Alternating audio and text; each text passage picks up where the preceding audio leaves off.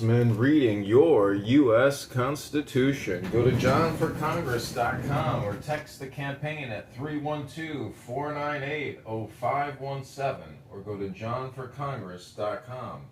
This is your U.S. Constitution. This is your 12th Amendment. Continued. President shall be the president if such number be a majority of the whole number of electors appointed, and if no person have such majority, then from the persons having the highest numbers not exceeding 3 on the list of those voted for as president, the House of Representatives shall choose immediately by ballot the president.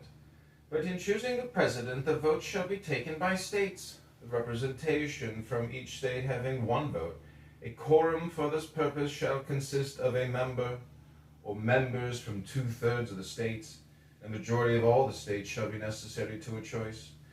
And if the House of Representatives shall not choose a president whenever the right of choice shall devolve upon them before the 4th day of March next following, then the vice president shall act as president, as in case of the death or other constitutional disability of the president. The person having the greatest number of votes as vice president shall be the vice president, if such number be a majority of the whole number of electors appointed. And if no person have a majority, then from the 2 highest numbers on the first list the Senate shall choose the vice president. A quorum for the purpose shall consist of 2/3 of the whole number of senators. And a majority of the whole number shall be necessary to a choice. But no person constitutionally ineligible to the office of president shall be eligible to that of vice president of the United States. Amendment 13, Section 1. Neither slavery nor involuntary servitude, except as a punishment for crime whereof the party shall have been duly convicted, shall exist within the United States, or any place subject to their jurisdiction. Section 2. Congress shall have power to enforce this article by appropriate legislation. Amendment number 14, Section 1.